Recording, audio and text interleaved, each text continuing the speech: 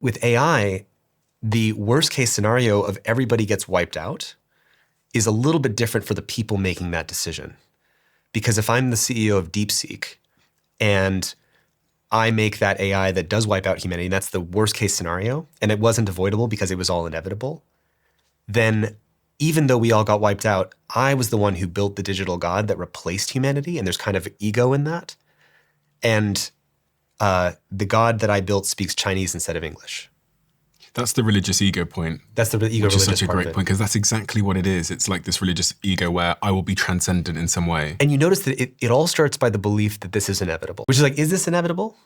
It's important to note, because if you believe if everybody who's building it believes it's inevitable and the investors funding it believe it's inevitable, it co-creates the inevitability. And the only way out is to step outside the logic of inevitability. Because if we are all heading to our collective suicide, which I don't know about you, I don't want that, you don't want that. Everybody who loves life looks at their children in the morning and says, I want the things that I love and that are sacred in the world to continue. That's what everybody in the world wants. And the only thing that is having us not anchor on that is the belief that this is inevitable, and the worst case scenario is somehow in this ego-religious way, not so bad if I was the one who accidentally wiped out humanity, because I'm not a bad person because it was inevitable anyway. And I think the goal of for me, this conversation is to get people to see that that's a bad outcome that no one wants. And we have to put our hand on the steering wheel and turn towards a different future.